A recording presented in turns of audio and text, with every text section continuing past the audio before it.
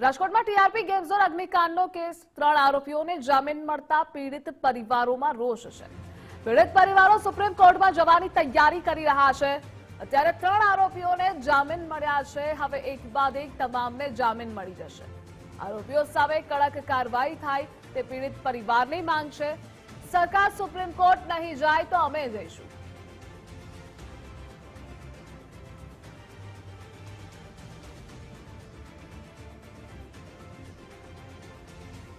જે રીતના 3 આરોપીઓને જામીન મળ્યા છે તેને લઈને ટીઆરપી ગેમ ઝોન અગ્નિકાંડમાં જે પરિવાર છે કે તેમને પોતાના પરિવારમાંથી કોઈક ને કોઈ વ્યક્તિ ગુમાવ્યા છે। આપણે તેઓની સાથે વાત કરશું। શું કહેશો દાદા, જે રીતના 3 આરોપીઓ છે જેમની મુખ્ય ભૂમિકા છે બોગસ ડોક્યુમેન્ટ ઉભા કરવા, હવે તેમને જામીન મળ્યા છે, આપનું શું કહેવું છે? એના જામીન ના મંજૂર કરે એ તો ખોટું જ છે। આમાં આ બધા પૈસા દઈને કે ખોટી રીતે જેને આ બધા કરેલા છે, બાકી આ અત્યારે જડે જ નહીં ને કેવી રીતે જડે? આજ અમે જો 20-20 વર્ષના અમારા ગુમાયા હોય, આજની તારીખમાં જો હજી અમારા ઘરે આહુડા હુકાણા નથી કોઈના અને એને જામીન જડી જતા હોય તો આ સરકારને શરમજનક વાત છે કે એટલું બન્યું તોય તે જામીન કઈ રીતે કોર્ટ દઈએ કે એને? હું અટકાવ આજે પણ હજી આંખોની અંદર આંસુ જોવા મળી રહ્યા છે। હજી એ ટીઆરપી ગેમ ઝોનની વાત આવે ને હજી પણ દીકરો કે દીકરી તમારા શું પરિવારમાં હજી પણ એમની યાદ આવે એવું લાગી રહ્યું છે। યાદ તો અમે જ્યાં લગી અમારા અહીંયા જીવ છે ને અમારા અહીંયામાં તે લગી અમે એને ભૂલી નહીં શકીએ કે 20 વર્ષનો જેને દીકરો ખોયો હોય ને એ આખી જિંદગી મરે તે લગી એને ભૂલી ન શકે। તો એના જામીન ના મંજૂર કરે। હું સરકાર શ્રી હર્ષભાઈ સંઘવીને કહેવા માંગુ છું કે તમારી પાસે સુપ્રીમ કોર્ટ હાઈકોર્ટ જે ઓર્ડર છે એ તમે આને ના મંજૂર કરાવો। અમે તમારી પાસે દલીલ કરી કે અમે 20-20 વર્ષના અમે દીકરા ખોયા છે, તો આમાં તો તમે થોડુંક ઓલું કરો, જે ગુનો બને છે એની ઉપર તો કાયદેસરની કાર્યવાહી કરો। આમાં અમારો ને અમારા છોકરાઓનો શું વાંક છે એમ કે તમે એને આ બધા જામીન મળી ગયા તો એ જામીન એને રદ કરે એના? એક બીજો સવાલ એક ઉત્પન્ન થઈ રહ્યો છે, કેસ લાંબો ચાલી રહ્યો છે, એમાં શું લાગે છે તમને? આરોપીઓ દ્વારા કઈ કેસ પણ ડીલે કે શું ઝડપથી ચાલવો જોઈએ કે શું માંગ છે તમારી? એ કેસ ઝડપથી ચાલવો જોઈએ અને આનો તાત્કાલિક નિર્ણય લેવો જોઈએ કે એનો કેસ તાત્કાલિક હાંકે અને જે ગુનેગાર હે ને એને સજા આપે, કડકમાં કડક એને સજા કરે। કડક સજા કરવાની વાત છે, આપ શું કહેશો? જે રીતના આરોપીઓના જામીન મળ્યા છે, હવે માંગ છે કે તેમના જામીન રદ કરવાની આવે, સુપ્રીમમાં જવાની તૈયારી છે। અત્યારે જે લોકોને 3 જણાને જામીન મળ્યા છે, અમે અમારી તૈયારી બતાવી રહ્યા છીએ કે ભાઈ અમારા વકીલ સાહેબ દ્વારા કે હવે જ્યારે આ વસ્તુ આ બની ગઈ છે કે અમારું તો જે થવાનું હતું એ થઈ ગયું છે। અત્યારે જામીન મંજૂર થયા, અમે સુપ્રીમ કોર્ટમાં જવા તૈયાર છીએ। તેના સિવાય એક હજી ગૃહમંત્રી હર્ષ સંઘવીને એટલી માંગણી કરી કે ભાઈ કાયદાનો વિભાગ એની પાસે છે તો આ વસ્તુ તેના સરકારી વકીલ દ્વારા જો સુપ્રીમ કોર્ટમાં અરજી કરવામાં આવે તો વધારે સારું। અમે અમારી રીતે અમારી લડત તો લડી જ રહ્યા છીએ, આમાં કાંઈ બાકી રાખવાના છીએ નહીં, જે છે એ આગળ વધવાના જ છીએ। અને જામીન અત્યારથી હજી આટલા ટાઈમથી જામીન દેવાના ચાલુ કરી દીધા કે વારા ફરતી વારા, બરોબર? તો હમણાં આ કેસે એક તો અમે જ્યારે આની પહેલા ગૃહમંત્રી અને સીએમ પાસે અહીંયા રૂબરૂ મળવા ગયા હતા ત્યારે અમારા 13 મુદ્દા અહીંયા લખીને આપેલા હતા, એમાંથી એક પણ હજી સુધી કરવામાં નથી આવ્યું। 13 મુદ્દામાં એકમાં એ માયલો અમારો મુદ્દો હતો કે આ કેસ ડે ટુ ડે હિયરિંગમાં લેવામાં આવે, એ પણ હજી કરવામાં નથી આવ્યું। તમારું શું કહેવું છે? જે રીતના આખી ચર્ચાઓ ચાલી રહી છે, દાદા ડે ટુ ડે ચલાવવાની વાત આવે છે કે પર ડે ચાલે તો પછી કઈક વહેલા તકે ન્યાય મળે, શું? પર ડે ચાલે અને વહેલો ન્યાય આપે। સરકાર પાસે આપણે એ જ હર્ષભાઈ સંઘવીને કહેવા માંગી કે તમારી પાસે છે તો તમે આ તો વિચારો કે આ પીડિત પરિવારનું તો તમે થોડુંક વિચારો। સત્તાધારી પક્ષ છો તમે, તો તમારી પાસે એવી તો આશા હોય ને, આજ 20-20 વર્ષના દીકરા ગયા હોય તો તમારી પાસે આશા રાખીને બેઠા છે કે તમે આ બધાને એને કડકમાં કડક સજા આપો। આ 3 ને મળ્યા છે, હજી આગામી સમયમાં વારા ફરતી વારા બજ્યાને પણ મળી શકે તો શું માંગ છે ખાસ? કોઈ પણ ને ન મળવા જોઈએ, એક પણ જામીન જ ન મળવો જોઈએ।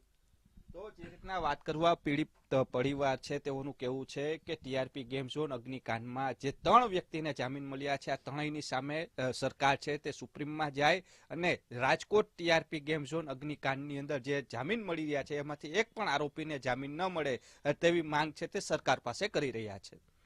કેમેરા પર્સન કિશોર વાડોલિયા સાથે રહીમ લાખાણી, ગુજરાત ફર્સ્ટ, રાજકોટ।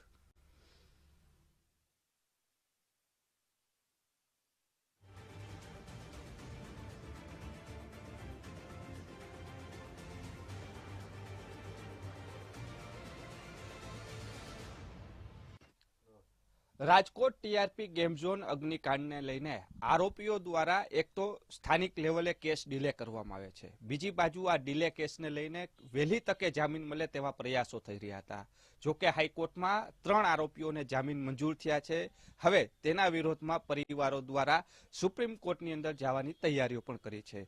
સૌથી મહત્વની વસ્તુ એ છે કે જે રીતના ટીઆરપી ગેમ ઝોન અગ્નિકાંડ થયો તેમાં સૌથી મોટો મુદ્દો હતો તે છે ભ્રષ્ટાચારનો, પરંતુ સરકાર દ્વારા કોઈ કાર્યવાહી નથી થઈ. તેને લઈને હવે લડત છે તે વધારે આગળ વધે તેવી શક્યતા છે. વકીલ સાહેબ છે તેઓની સાથે વાત કરશું. સર, જે રીતના જામીન મળ્યા છે, હવે સુપ્રીમમાં જવાની તૈયારીઓ છે, શું આખી હકીકત છે, શું કહેશું? જે 3 આરોપીઓને જામીન મળ્યા છે એ 3 આરોપીઓ એક બાજુ ટીઆરપી ગેમ ઝોનની જે જગ્યા છે ત્યાં આગ હજુ ઠરી નથી, એવા સમયે તેઓ તેમના ઉચ્ચ અધિકારીઓના કહેવાથી આ ડોક્યુમેન્ટ જે છે બોગસ ડોક્યુમેન્ટ પોતાના બચાવ માટે થઈને બનાવવાની પેરવી કરી રહ્યા હતા, એના માટેનું ષડયંત્ર કરી રહ્યા હતા. આવા જે આરોપીઓ જે છે અને તેની ઉપર જે આક્ષેપ છે એ આક્ષેપ સીસીટીવી કેમેરાથી માંડી અને અન્ય જે સાંયોગિક પુરાવા એફએસએલનો જે પુરાવો છે એમાં આવેલ હોવા છતાં નામદાર ગુજરાત હાઈકોર્ટ દ્વારા તેઓને જામીન પર મુક્ત કરવામાં આવ્યા છે.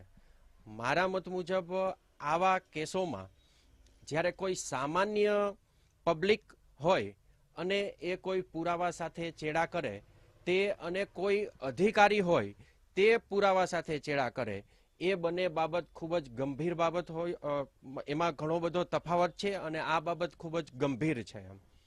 એટલે અમારા જે ક્લાયન્ટ્સ છે એમના દ્વારા પણ સજેશન આપવામાં આવ્યું છે કે સાહેબ આમની જે 3 આરોપીઓ જે છે એ જામીન પર છૂટ્યા છે એની સામે આપણે સુપ્રીમ કોર્ટમાં જવા માટે થઈ અને તૈયારી જે છે એ કરી રાખીએ.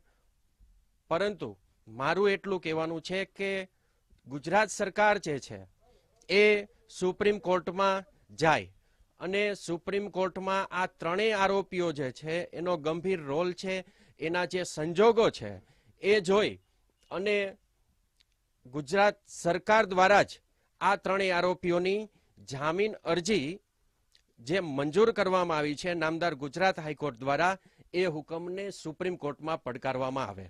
અમારી જે લડાઈ છે એ મૂળ ભ્રષ્ટાચાર વિરુદ્ધની છે.